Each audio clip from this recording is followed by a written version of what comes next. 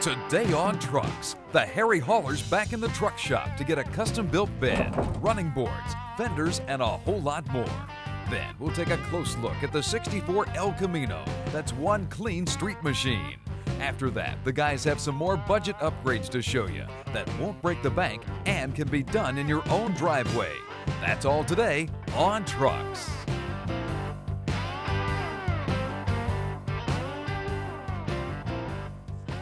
Welcome to this week's show, everybody. If you were with us last week, then you saw the return of the Wicked Willies. And don't worry, in the weeks to come, we'll finish up our 55 wagon. But today, we want to turn our attention back to the Harry Hauler and focus on the area that makes a truck, and that's the bed. Now, if this is the first time that you've seen our 34 International, well, shame on you. You've missed a lot of good how-to. Now, the first thing we did was put together a blown 383 stroker motor that's kicking out about 650 horsepower. We also brought the frame up to date with an independent front suspension, disc brakes, and these really cool gasser wheels. And since gassers are real hot rods, you have to chop the top, so we took 3 inches out of the lid of the Harry Hauler. Of course, we didn't neglect the rear end either, and since the hauler is going to spend plenty of time on the street and the strip, we put in a 9-inch Ford with a 4-bar system. Oh, and the wheelie bars? That's for just in case. Now, as you can see, the stock bed on our old truck was in pretty rough shape, but it did give us a good starting point on how we wanted the new bed to look. Now, we knew we wanted to shorten it a little bit so it's centered over the wheels better. Also made it a little bit taller because it'll look better with the chopped top. Now, also, everything on the truck except the bed is all nice and rounded and smooth, so we wanted to get rid of those square ends and all those angles. Once we figured out exactly what we wanted and what the measurements would be, we gave Pros Pick out of Ontario, Canada a call. These guys specialize in custom building beds for just about anything out there. Our bed has both sides, front and rear pieces, cross members, oak planks for the floor, as well as stainless steel strips to set everything off. The first thing we need to do is to lay out the bed and completely assemble it before we try to put it on. Now, the sides bolt right up to the front, and you can either use some fancy finishing screws or come in here and weld up these holes and grind it down for a nice smooth look, which is what we'll do later on. Now, you'll notice the sides have the rolled lip that we wanted, and everything's made out of 16-gauge steel that's plated so it won't rust inside the stake pockets or anywhere else. All right, Stace, let's get some use out of those sawhorses. Yeah, they've been kind of lonely lately. With the bed up on horses for easier access, it's time for the cross members. Now, we carefully measured these so they'd fit exactly where the originals went. Now, you will notice this one's a lot shorter than the others to compensate for the arch in the frame. Another cool thing about this kit is there's a lip on the bottom of the bed so you can't see the cross members from the outside.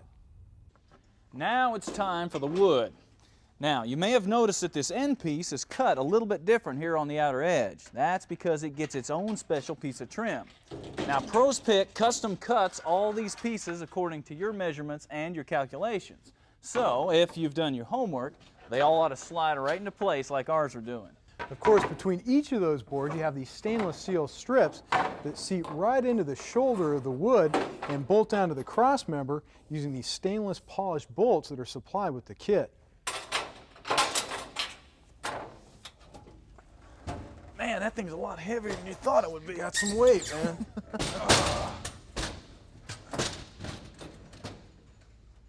Well, like we said, Pros Pick specializes in custom-built beds, and as you can see, they're awesome. Now, the original bed had these wood pieces that went in between the cab and the bed to fill up this gap. We'll use these as a pattern to make some new ones. With the bed squared and centered on the frame, all we have to do to bolt it down is mark and drill the holes in the cross members. Now, since we are smoothing down our old classic, the tailgate's going to follow the same theme. It's super smooth outside and in, and already has a location for the latches built right into it, so we'll go ahead and assemble those. Once that's all done, we can bolt on the tailgate. And I'm lined up over here. Now, with the latches and the latch retainers in place, we need to have some way to support the tailgate when it's down. And for that, we're going to use these nylon straps that come with the kit. Now we've got the tailgate open and supported on some wood to make sure it's level. Then all we have to do is bolt the straps to the holes that are already in the tailgate for us. Up here on the top, make sure the strap is tight and then mark your holes. Drill, tap in your threaded insert, and finally put on the strap.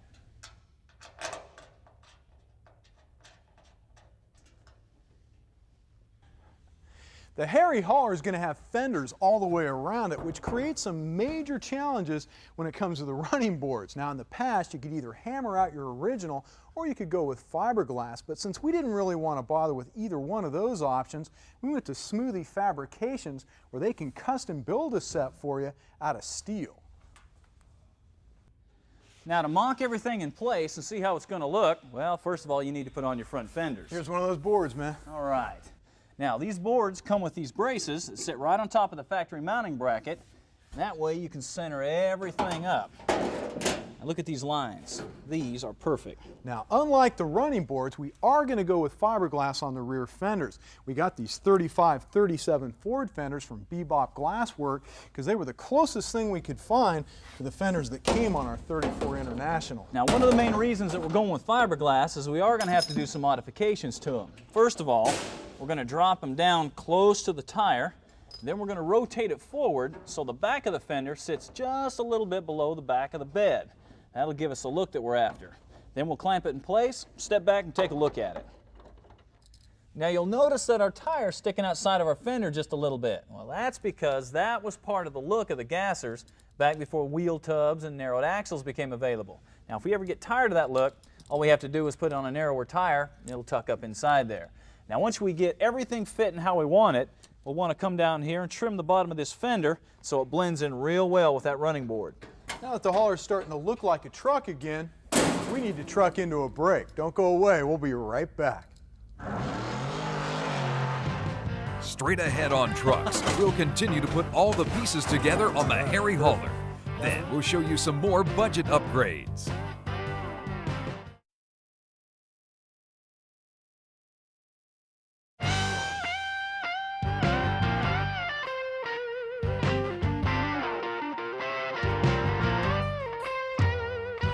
Welcome back to Trucks. Now we've already put a custom bed, running boards, and rear fenders on the Harry hauler, but we're just getting started. Now we're going to lay out the exhaust system. Of course, we can't run just any old system on the Harry hauler. That's where these tips and mufflers from Power Effects come in.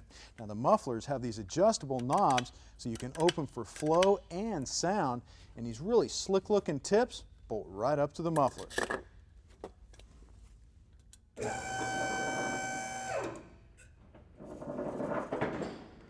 Now you're probably wondering why we're talking about the exhaust system when, heck, we don't even have the motor in yet. Well, that's because we need to decide where these tips and mufflers are going to hang, so we make sure we got enough room for the pipes to run to them.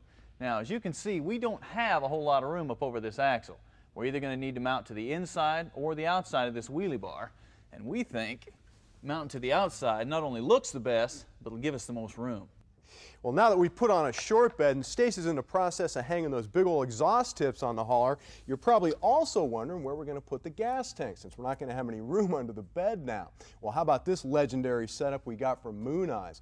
Their 14-gallon street roadster tank will fit perfect into the dimensions of our bed.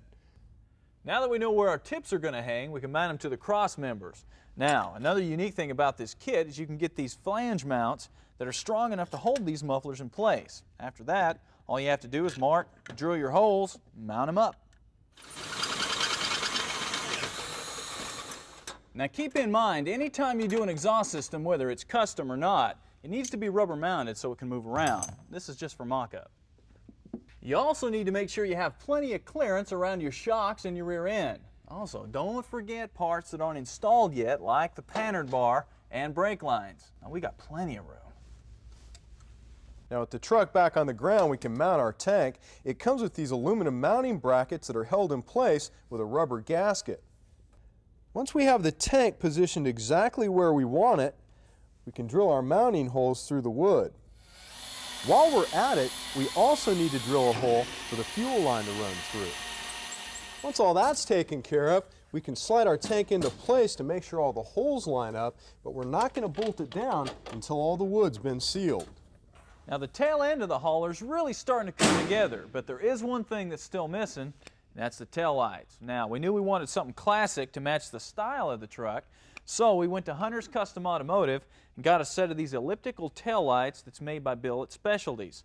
Now we're going to start by measuring out exactly where we want these things to go. Now keep in mind, anytime you're doing any kind of custom work like this, your measurements have got to be precise because crooked just ain't going to get it here. Now we can drill the holes for the stud. Then we'll draw an outline around the taillight lens, then cut it out. We found for a nice clean cut, a jigsaw works the best. Finally, all we have left to do is get our bracket in place and then slide the lens through. Notice how clean and smooth these fit up against the body. These are cool. Those lights were the perfect choice, man. Those tips, those are awesome looking. Yeah, these are great. How you doing on the front? Matter of fact, I'm almost done. I just need your help with the hood. All right. Of course, this here is the tricky part. Yeah, let's not mess it up, boy, we'd never find another one. That's for sure. All right, perfect. Now the reason we mocked everything up for you is to show you how everything's going to work together, from the hood and the grill to that 3-inch chop we did to the lid of the hauler, all the way through to the custom built bed. Now I know it seems like everything's coming together real easy on this, but don't kid yourself. To do a project like this right, there's a lot of design and fitting that you got to take the time to do if you want the parts to work together like this. Yeah, now that we know everything's going to work just right, we need to take a break. Don't go away. We got more trucks to roll at you right after this. Up next on Trucks, we've got that 64 El Camino to show you that's bringing a whole new meaning to clean and mean.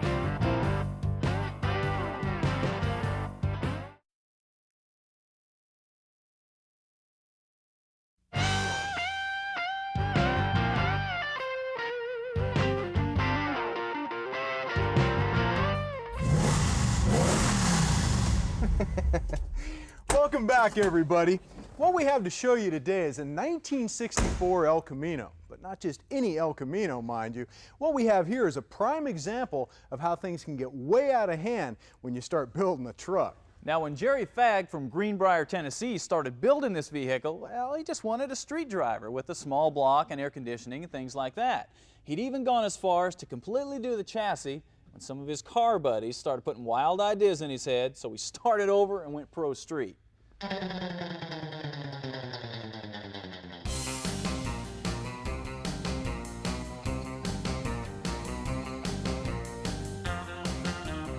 First thing we want to do is get this bow tie up in the air so we can take a look at what makes a pro street vehicle. First of all, you have to have huge tires, tub fenders, and a narrowed rear end is a must.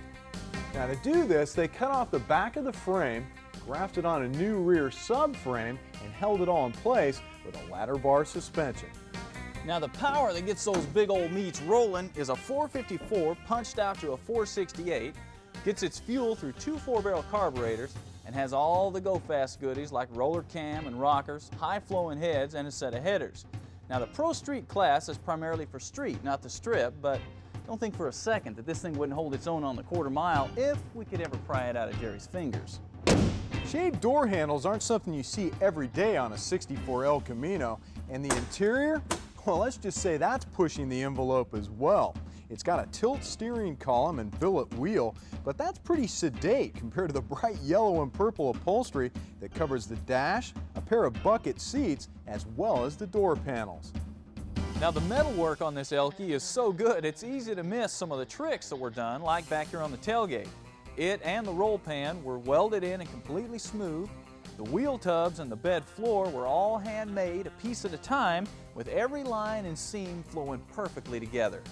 The craftsmanship didn't stop in the business end either. All of the body seams on this Chevy have been filled, drip rails removed, and of course all the chrome has been shaved. The cowl induction hood is all steel and once again handmade. Heck, about the only thing left on this truck that's still original is the grille and bumper that's been shot with the same Viper red that covers the entire vehicle. Of course, a street truck with this kind of attention to detail has got to have the right stance, and this one definitely does. From the drop front end to the fat tires in the rear, this thing definitely has all the right stuff. And although Jerry didn't build it for racing, if you pull up along beside him at a stoplight, you better mind your manners, or you just might get spanked by this big old bow tie.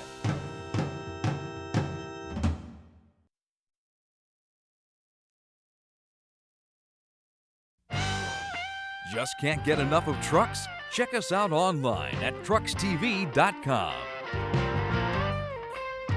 Thanks for staying with us. Now, a few weeks ago, we did a segment on the best upgrades that you can do in your driveway that don't cost an arm and a leg and are also street legal. We had such a great response from that, we decided to show you some more. Now, for you guys that missed that segment a couple weeks ago, we've already covered mufflers and tailpipes, headers, air induction, as well as computers. And today, we have a whole bunch more to show you that's also going to include some ballpark numbers that you can expect to gain. Now, an intake manifold is where you can pick up some nice gains. Now, these direct the air-fuel mixture from the carburetor down into the heads. Now, the best thing to remember about an intake upgrade is you've got to get one that matches the cam and lifters in the motor. Also, for most street and off-road applications, you're going to want a dual-plane intake. That's because these give you the best low-end torque, and they'll also wind to about 5,000 RPM. Now keep in mind, a big monster like this looks really cool, but they don't develop their horsepower till around 3,000 RPM, which is not good at a stoplight or climbing up a mountain, but it is good at a drag strip or a mud bog. Now generally speaking, upgrading your intake will pick you up around 10 to 15 horsepower. Now this one might come as a surprise to you, but replacing your mechanical fan with an electric one reduces some of the drag on your motor. Now the belt still turns the water pump, of course, but because it doesn't have to turn the fan, your engine has more power to send to the wheels.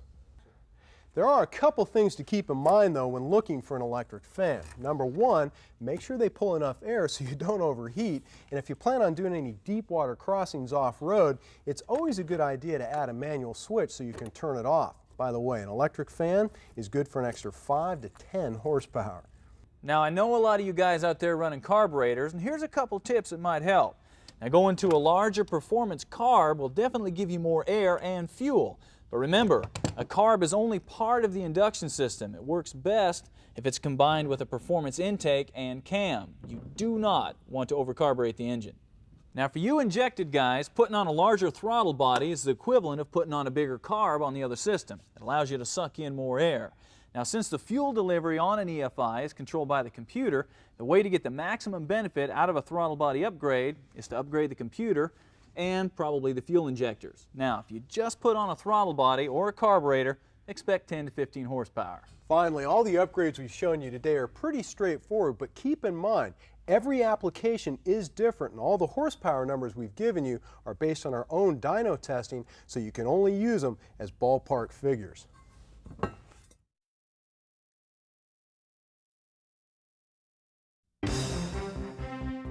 And now truck gear, parts, tools, and equipment for pickups and sport utilities. Now, one of the coolest and most inexpensive ways to improve the look of your sport truck is to upgrade your tail lights. Now, APC just came out with this brand new style that really pops, especially when you compare them to the stockers. Now, behind the clear lens, you have a fully chromed housing with 3 retro-looking lights that'll really set off the tail end of your full-size GM truck. Another really cool thing about these tail lights is they're DOT approved. We got ours from carparts.com for about $210 a pair. Now for those of you that have ever done any modifications to a Jeep, you probably know that when you take off your stock spare tire carrier, well, you open up some pretty nasty holes in the back. And this is where Steel Horse can smooth things out and give you some protection in an area that's prone to damage. Now these pieces are made out of diamond plate aluminum, and they're formed to fit the back tub of the Jeep perfectly. Now the installation is as easy as putting in some pop rivets, and they're only about $60 a pair. You know, it's easy when building a vehicle to focus on the axles and springs and forget all about the part that holds everything to the frame, and that's the shackles. Comfort's been building shackles for years because they understand how important they really are. These things are made of thick gauge steel with a crossbar to keep them from bending, and you can also get them with urethane bushings and greasable bolts. Comfort makes these things for just about any make or model out there, and for everything you see here, you're talking about 120 bucks. That's going to do it for truck gear. Here's a preview of next week's show. The guys have already given Project Wicked Willie's the attitude it had to have on the exterior. Now they're ready to dive into the interior of their classic wagon, so everything will work together inside and out. After they take the fear factor out of custom interior work, they'll show you a concept vehicle that Chevy just might put into production. That's all next week on Trucks. Well, that's going to do it for this week's show. We appreciate you hanging out with us. Yeah, we got more trucks for you next week. Well, guess what we get to do now? You're going to tell me, right? Bad news. You got Yeah. to take it all apart. Strip it down, refinish the wood.